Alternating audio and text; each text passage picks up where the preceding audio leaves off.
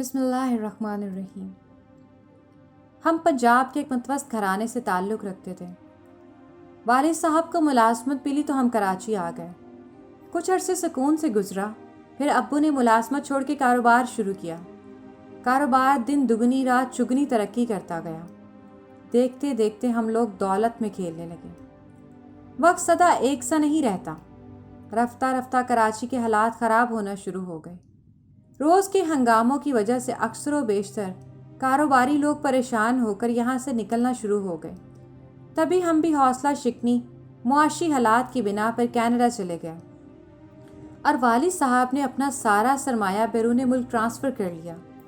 Canada آ کر والد صاحب کو اچھی ملازمت مل گئی کیونکہ وہ ایک ماہر انجینئر تھے۔ بڑے بھائی بھی کمانے لگا، چھوٹا بھائی تعلیم حاصل کر رہا تھا۔ میں بھی یہاں آ کر اپنی تعلیم مکمل کرنے میں لگ گئی۔ اس دوران میری ملاقات راجہ نامی ایک لڑکے سے ہوئی۔ باتوں باتوں میں پتہ چلا وہ پنجاب کا رہنے والا ہے اور ہمارا دور کا رشتہ دار بھی ہے۔ خیر کچھ دنوں بعد ہی میری اس کے ساتھ گاڑی چھننے لگی۔ راجہ کی والدہ اور بہنیں ہمارے گھر آنے لگیں۔ دیار غیر میں اپنے وطن کے لوگ مل جائیں تو یہ نعمت کم نہیں ہوتی۔ وہ لوگ میرے گھر والوں سے گھل مل گئے اور میں راجہ سے گھل مل گئی اور ہم ایک دوسرے کے بہت قریب آ گئے۔ گھر میں میرے بیاہ کا تذکرہ ہونے لگا کہ والد صاحب کو میری بڑی فکر تھی کیونکہ میں ان کی اکلوتی صاحبزادی تھی اور بہت لاڈلی تھی۔ خیر مختلف نام لیے گئے مگر میں نے راجہ کا نام لیا۔ اس پر کسی کو اعتراض نہیں تھا، البتہ امی نے کہا کہ یہ لوگ رشتہ طلب کرنے آئیں گے تو ہم ہاں کر دیں گے۔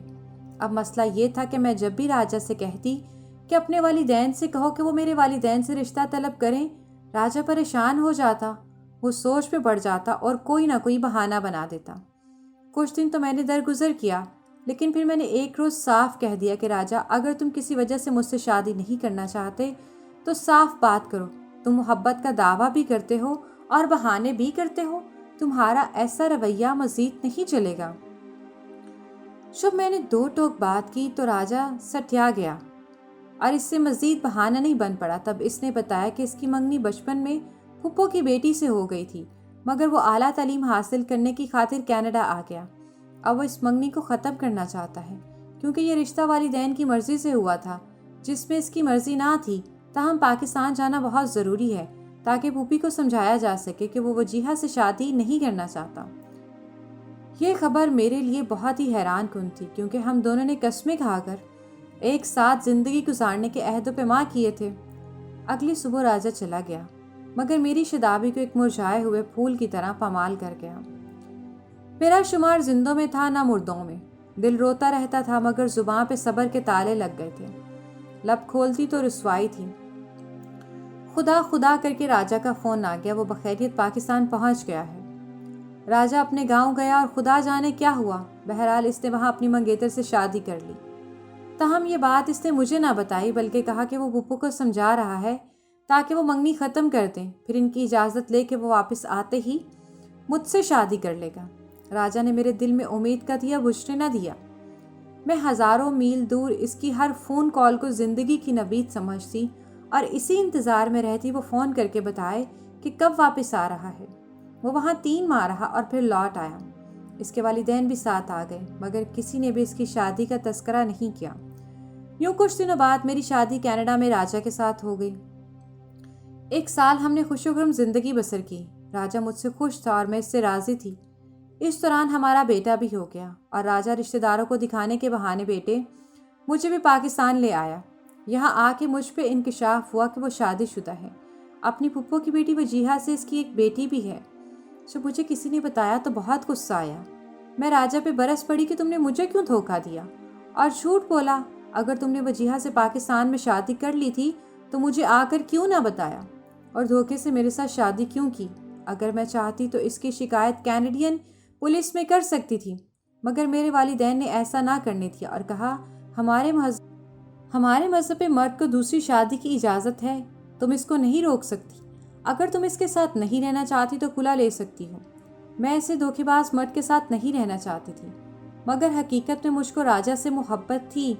میں اس کو تکلیف میں نہیں دیکھ سکتی تھی، بس میں نے اس کی شکایت نہ کی اور نہ کھلا لی اور خاموشی اختیار کر لی۔ راجا نے میری نیکی کا یہ بدلہ دیا کہ میرا بیٹا لے کر غائب ہو گیا۔ یقیناً بیٹا اس نے وجیہہ یعنی پہلی بیوی کے حوالے کیا۔ بہرحال اس واقعے نے مجھے توڑ پھوڑ کے رکھ دیا اور میں کینیڈا نہ گئی۔ میری خاطر والدین بھی پاکستان میں رہ گئے۔ شروع میں تو راجا نے کئی بار کوشش کی کہ میں اس کے پاس چلی جاؤں اور سوکن کو قبول کر لوں، مگر یہ میرے بس کی بات نہ تھی۔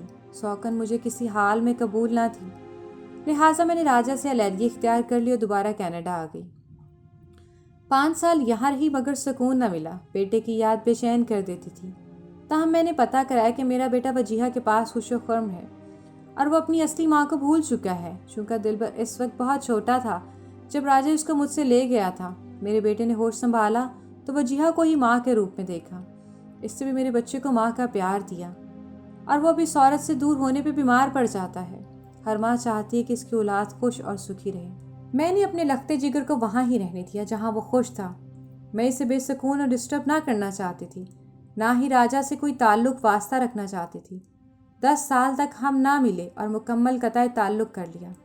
اس دوران مجھے نہیں معلوم کہ راجا اور وجیہہ کہاں رہے۔ کسی سے سنا تھا کہ وہ کینیڈا چلے گئے ہیں، کیونکہ اس نے میرے ساتھ رابطے کی ہر راہ بند کر رکھی تھی۔ مجبوراً میں دوبارہ پاکستان آ گئی۔ اب میرے والدین بوڑھے ہو چکے تھے، سب بھائیوں کی شادیاں ہو گئیں اور وہ اپنے گھروں میں خوش و خرم زندگی بسر کر رہے تھے۔ والدین چاہتے تھے میں بھی کہیں شادی کر لوں اور اپنے گھر آباد کر لوں تاکہ وہ سکون سے مر سکیں۔ وہ بار بار مجھے کہتے تھے اب تم شادی کر کے گھر بسا لو۔ پہلے تو انکار کرتی تھی، آخر میں نے ایک روز کہہ دیا کہ میری عمر 35 سال ہے، مجھ سے کون کرے گا شادی؟ آج کل لڑکیاں 30 سال میں شادی کرتی ہیں، تم کوئی بوڑھی نہیں ہو گئی جو تم کو کوئی اچھا رشتہ نہیں ملے گا۔ میں نے جل کے کہہ دیا پھر ڈھونڈ لیں، کوئی اچھا رشتہ مل جائے تو کر لوں گی شادی۔ امی جان کو بس یہ کہنا غضب ہو گیا۔ وہ ہر آئے گئے سے میرے رشتے کی بات کرتی۔ وہ ان سے کہتی کہ کوئی اچھا رشتہ ہو تو بتانا۔ 2-4 رشتے ملنے والوں کے توسط سے آئے، مگر وہ پہلی بیوی کو طلاق دے چکے تھے یا پھر بیوی فوت ہو جانے کی صورت میں انہوں نے اپنے بچوں کی پرورش کرانا تھی۔ مجھ کو یہ دونوں صورتیں منظور نہ تھیں اور امی کہتی تھی تو بھی تو ایک بچے کی ماں ہے اور اب تم کو کنوارا لڑکا کہاں میں آنے آئے گا، ایسے ہی رشتے ملیں گے۔ مجھ کو اصل میں شادی کا کوئی شوق نہ تھا، بس ماں کو ٹالنے کی ایسی شرط لگائی تھی کہ شادی کروں گی تو کسی ایسے سے جو کنوارا ہو اور آفیسر ہو، خوبصورت بھی ہو۔ تب امی عجیب تلملا کے بولتی یوں نہ کہا کر، تیری شادی کرنے کی مرضی نہیں ہے، خدا چاہے تو سب کچھ ہو سکتا ہے۔ ایک دن میری بھابھی نے اخبار میں ضرورت رشتہ کا اشتہار پڑھا، ایک آفیسر لڑکے کے لیے کسی خوبصورت لڑکی کا رشتہ چاہیے، ذات پات جہیز وغیرہ کی کوئی قید نہ تھی، بس شرافت ہونا ضروری تھی۔ بھابھی نے مذاق سے فون کر دیا، ادھر سے لڑکے کی ماں نے فون اٹھایا۔ بھابھی کا اندازِ گفتگو اس خاتون کو پسند آیا، وہ پتہ پوچھ کر ہمارے گھر آ گئیں۔ گھر میں امی بھابھی نہیں تھیں، دونوں بازار گئی ہوئی تھی۔ میں نے اس خاتون کو بھابھی کے مہمان سمجھ کر عزت سے بٹھایا اور خاطر تواضع حسب رواج کر دی۔ تھوڑی دیر میں بیٹھ کے وہ چلی گئیں اور گھر جا کے فون کیا، بھابھی سے بات کر کہا ہم کو لڑکی پسند آ گئی ہے، کل آپ ہمارے گھر آ جائیے اور لڑکا دیکھ لیں۔ امی اور بھابھی ان کے گھر گئے۔ لڑکا اسمارٹ اور خوبصورت، مہذب اور کلاس 1 آفیسر تھا۔ یہ بہت سادے دیہاتی لوگ تھے۔ لڑکا پڑھ لکھ کر اچھے عہدے پر پہنچ گیا تھا۔ امی کو یہ لوگ بے حد اچھے لگے اور وہ لڑکے کی فوٹو بھی لے آئیں۔ مجھ کو وہ فوٹو دکھائی، میں خوب ہنسی کہ امی جان آپ کس دنیا میں رہتی ہیں؟ میں شادی شدہ اور ایک بچے کی ماں ہوں۔ جب آپ ان کو یہ ساری باتیں بتائیں گی تو وہ کیوں کر ہم سے رشتہ کریں گے؟ امی بولی ہم ان کو یہ بتائیں گے ہی نہیں، ہماری لڑکی کی شادی ہوئی تھی ابھی تک، کیا ایسی باتیں چھپتی ہیں؟ کیوں نہیں، تمہاری شادی تو کینیڈا میں ہوئی تھی، یہاں کسی کو خبر نہیں، بس تم ویسے ہی کرو جیسے میں کہتی ہوں اور بیٹے کو بھول جاؤ، وہ اب کبھی تم سے ملنے نہیں آئے گا۔ اگلے دن شاہد صاحب آ گئے، ان کو ڈرائنگ روم میں بٹھا دیا، ان کے والدین بھی ہمراہ تھے۔ ابو امی ان سے باتیں کرتے رہے، بھابھی مجھ سے زبردستی وہاں لے گئی، اور جب میں نے لڑکا دیکھا تو واقعی دل کو بھایا، بہت اچھا اور سلجھا ہوا تھا۔ دل نے کہا اگر تمہاری شادی نہ ہو چکی ہوتی تو ضرور اس سے شادی ہوتی، لیکن میں تو بیوہ اور طلاق یافتہ تھی، بس صرف شادی شدہ کا لیبل لگا ہوا تھا۔ امی ابو نے مولوی صاحب سے پوچھا اگر شوہر 10 سال سے غائب ہو اور اس عرصہ میں کوئی صورت نہ دکھائی دیتی ہو، نہ رابطہ کیا ہو، کبھی خرچہ نہ دیا ہو، تو کیا ہم اپنی لڑکی کی دوسری جگہ شادی کر سکتے ہیں، جبکہ شوہر کا کوئی اتا پتہ بھی نہیں ہے کہ کہاں گیا؟ مولوی صاحب نے کہا بے شک ایسی صورت میں آپ بچی کا نکاح کر سکتے ہیں، کیونکہ 10 برس ایک طویل مدت ہے۔ اب مسئلہ یہ تھا جب شادی کا بتائیں گے تو کیا لڑکے والے قبول کر لیں گے، جبکہ شاہد صاحب کمارے تھے۔ بھابھی نے تجویز دی کہ شادی کا نہ بتائیں، بلکہ یہ کہیں کہ نکاح ہوا تھا، رخصتی نہیں ہوئی، آدھی بات کریں اور آدھی بات گول کر جائیں، اور بچی کا ذکر کرنے کی ضرورت نہیں، جب دل پہ پتھر کی رکھ ہی لیا ہے تو اپنے زخم کو کسی کو نہ دکھائے۔ راجہ بدنیت تھا، بدنیتی سے بیٹا چھین کر لے گیا۔ اگر اچھی نیت ہوتی تو اس عرصے میں ایک بار ملانے تو لیا تھا۔ اب وہ کبھی آئے گا اور نہ بچے کو ملائے گا۔ اب نہید جوان ہے تو دوبارہ صاحب اولاد ہونے کا امکان بھی ہے۔ اس طرح یہ زندگی کی نئی خوشیاں پا کے اپنے سارے دکھ درد بھول جائے گی۔ آخر کار اس کو بھی جینے کا حق ہے۔ اس قسم کی باتیں کر کے امی اور بھابھی نے مجھ کو آمادہ کیا۔ والد صاحب کہتے تھے کہ شاہد کو اصل حقیقت بتا دو، مگر امی نے منع کیا کہ اس کو نئی زندگی کی شروعات کرنے دو، آگے خدا مدد کرے گا۔ امی نے یہ نہیں سوچا اس طرح خدا جھوٹوں کی مدد نہیں کرتا، اور ایسے معاملات میں کبھی جھوٹ نہیں بولنا چاہیے۔ شاہد اور اس کے گھر والوں کو اندھیرے میں رکھا گیا اور انہیں یہی کہا کہ میں غیر شادی شدہ ہوں۔ 10 سال پہلے اپنے کزن سے نکاح ہوا تھا، مگر وہ کینیڈا چلا گیا تو طلاق ہو گئی، رخصتی نہیں ہوئی تھی۔ خیر شادی ہو گئی۔ یہ سیدھے سادے لوگ تھے، بلکہ بے حد سیدھے تھے۔ انہوں نے شک بھی نہ کیا، اور شاہد تو اس قدر شریف النفس انسان ثابت ہوئے کہ میرے شکم پہ آپریشن کا جو نشان تھا اس کے بارے میں بس اتنا پوچھا کہ کس لیے آپریشن ہوا تھا تو میں نے کہہ دیا کہ رسولی تھی۔ انہوں نے دوبارہ کوئی سوال نہ کیا، حالانکہ میرا بیٹا آپریشن سے پیدا ہوا تھا۔ خیر زندگی ایک بار پھر کنول کے پھول کی طرح کھل گئی۔ ماضی کی یادیں کیچڑ جیسی تھی، گرچہ بیٹے کی جدائی کا احساس گرا محسوس ہوتا، تاہم ذہن کے نہا خانے پھر سے تصورات کی صورت آباد ہونے لگے۔ میں نے شاہد سے نکاح ثانی اس لیے بھی کر لیا تھا کہ والدین کے لیے میرا گھر میں رہنا شدید غم و فکر کا سبب بن رہا تھا۔ ادھر راجہ کو غائب ہوئے بھی ایک طویل عرصہ ہو گیا تھا۔ ہمارے گھر میں مدت بعد بہار آئی تھی کہ میں رخصت ہو کر شاہد کے گھر چلی گئی، اور وقت کی ستم ظریفی نے جو ظلم کیا تھا آج میری قسمت نے اس کی تلافی کر دی تھی۔ شاہد جیسا اچھا شوہر مجھ کو مل گیا تھا۔ شاہد صاحب کی یہ پہلی شادی تھی، لہٰذا انہوں نے اس تقریب کو دھوم دھام سے منعقد کیا۔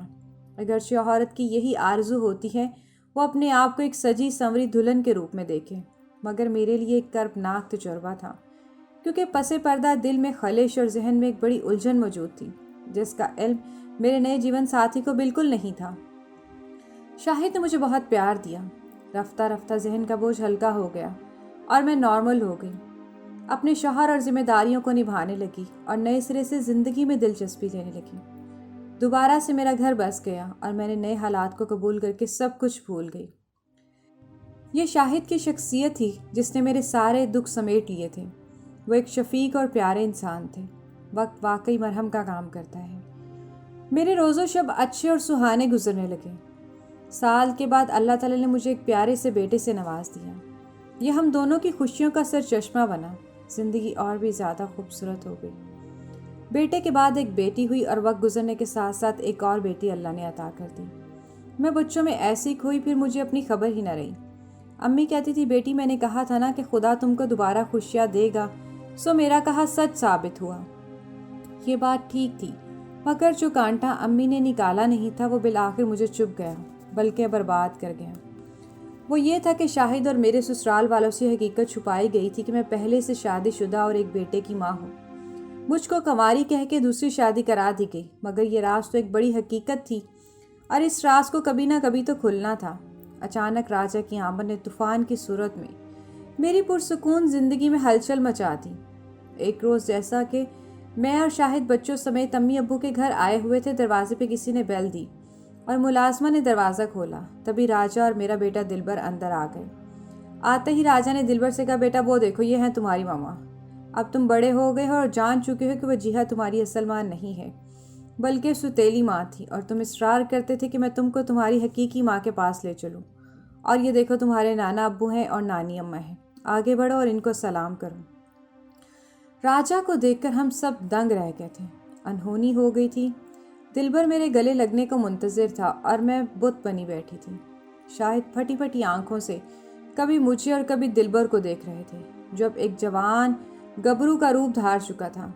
بالآخر امی جان اٹھی اور انہوں نے دلبر کو گلے سے لگا لیا۔ وہ بے اختیار اس کا منہ چوم رہی تھی اور آنسو ان کی آنکھوں سے گر رہے تھے، جیسے کہ میرا دل غم سے پھٹا جا رہا تھا، لیکن میری آنکھیں خشک تھیں۔ اس منظر کی تاب نہ لاتے ہوئے شاہد گھر سے باہر نکل گئے اور ان کے پیچھے میرے تینوں بچے بھی۔ وہ گاڑی میں بیٹھ کے چلے گئے۔ یہ سب کچھ ایسے اچانک ہوا کہ خدا نے مجھ کو سنبھلنے کا موقع بھی نہ دیا۔ جب میری شادی شاہد سے نہ ہوئی تھی میں اکثر ایسے سین کا تصور کرتی تھی کہ کاش کبھی یوں نہ ہو جائے میں گھر میں بیٹھی ہوں، بیل بجے اور راجہ دلبر کو لے کے آ جائے اور پھر میرا بیٹا میرے سینے سے لپٹ جائے۔ کبھی کی ہوئی دعائیں کبھی قبول ہو جاتی ہیں۔ میری دعائیں بھی قبول ہوئی، مگر کب؟ جب مجھ کو ان کے قبول ہو جانے کی چاہ نہ رہی۔ میں زندگی کے سفر میں اتنی آگے نکل گئی تھی کہ اب پلٹ کر دیکھنے کا مجھ کو حوصلہ نہ تھا۔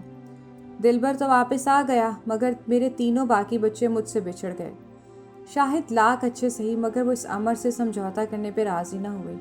میں نے ان کو اتنا بڑا دھوکہ دیا، ان سے ایسی بات چھپائی جس کو کبھی نہ کبھی آشکار ہونا ہی تھا۔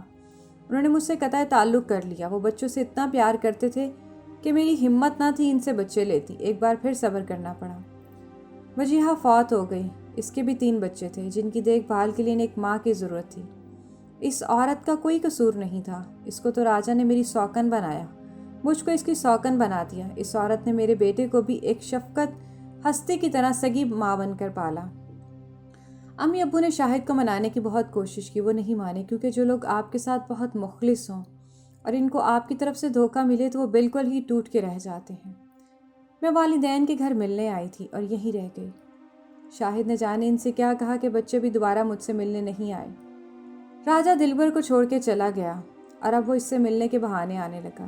امی ابو دلبر کو نہیں نکال سکتے تھے اور راجہ دروازے پہ کھڑا ہو جاتا کہ دلبر سے ملنا ہے، اور وہ صرف کوشش کرتا کہ مجھ سے ملے اور اپنی مظلومیت کا رونا روئے۔ مگر میں اس سے اب اس قدر نفرت کرتی تھی کہ بیٹے کے اصرار اور منت سماجت کے باوجود اس کی طرف آنکھ اٹھا کے دیکھنا گوارا نہ کرتی تھی۔ بے شک دلبر میرا بیٹا تھا اور مجھ سے ایک مدت تک دور رہا تھا۔ ماں کی ممتا پیاسی تھی، اس لیے اس کو خود سے دور نہ کیا، مگر اس کے باپ کے ساتھ دوبارہ رہنا مجھے کسی طور پہ گوارا نہ تھا۔